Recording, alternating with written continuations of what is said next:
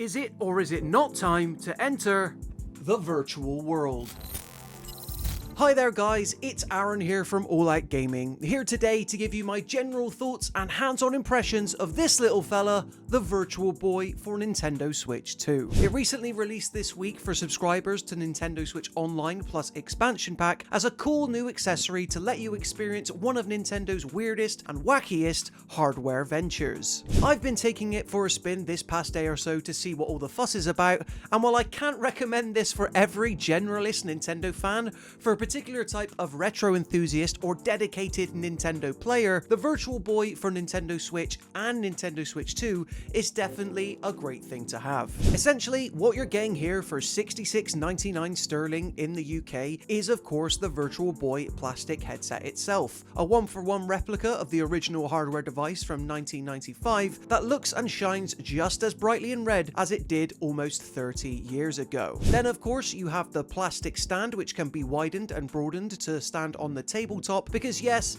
this is a different type of virtual reality, if you even want to call it that, but essentially what you need to do is balance it on the table, shove your head in its socket, or you can enjoy lovely stereoscopic 3D with all kinds of exclusive Virtual Boy only games. Other than that, you also get an attachment bracket for Nintendo Switch 2 as well as a Nintendo Switch 1 bracket, complete with eye shade and lens cover. But in terms of the actual unit itself, I will say it is a great bit of nostalgia. I'm someone who is fortunately young enough not quite to remember the release of the original Virtual Boy back in 1995.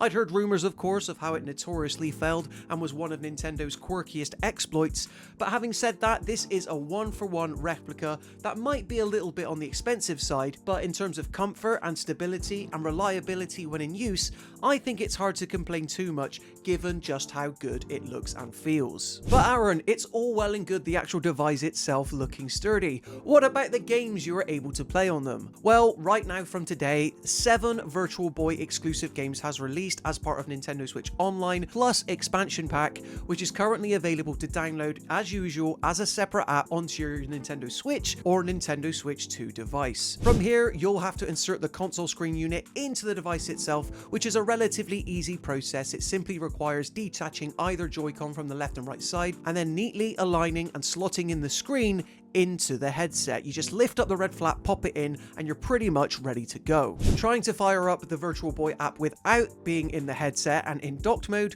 you'll be promptly reminded by the console, hey, this isn't where we should be, and then you'll have to take it out and start afresh. But once you're actually in there, like I said, there are 7 games right now waiting for you to play, and there is definitely a gem in the pack.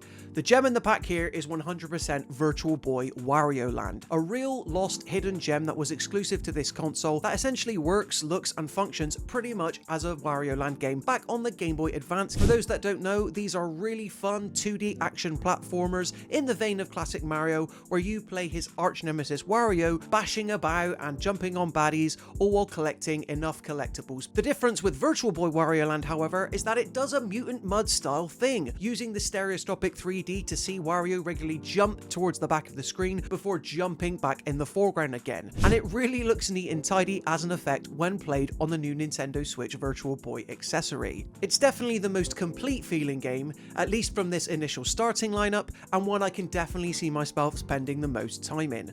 Elsewhere, we have Galactic Pinball, which looks and plays pretty much as you expect. You get to dive into various pinball machines using the L and R button, looking through the headset to bounce pinballs up through alien ships and the like. I really like it a lot, and surprisingly enough, the stereoscopic 3D works well to give you the depth in terms of that pinball arcade machine effect that stretches off into the distance. I also had a little go at golf, which is a surprisingly in-depth golf game. You have to set the direction of your strike, choosing the correct club to use depending on how far you are from the hole, as well as the position of the ball itself, judging where you are about to hit.